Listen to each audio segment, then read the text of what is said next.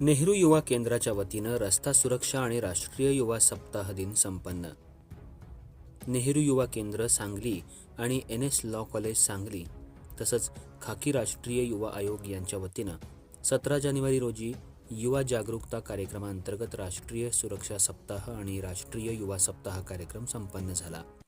या कार्यक्रमात कॉलेजचे प्राचार्य डॉक्टर अमित सौदी यांनी रस्ता सुरक्षासंदर्भात युवकांची जबाबदारी, जागरूकता, नियमांचं पालन, विविध कायद्यासंदर्भात मार्गदर्शन केलं.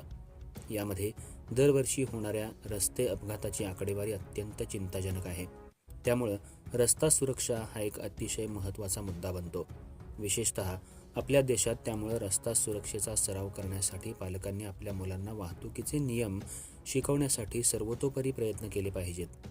या प्रसंगी राष्ट्रीय युवा आयोगाचे सचिव प्रशांत पाटील यांनी युवकांना मार्गदर्शन करताना समाजामध्ये पोलिसांची भूमिका अत्यंत महत्त्वाची असून रस्ते सुरक्षा संदर्भात महत्त्वाचं कार्य करत आहे.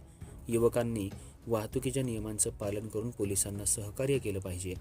यावेळी नेहरू युवा केंद्राचे सहाय्यक सागर भनमाने, स्वयंसेवक विशाल पाटील, विशेष कार्यकारी अधिकारी महेंद्र साठे, सामाजिक कार्यकर्ते विनोद साबळे उपस्थित होते.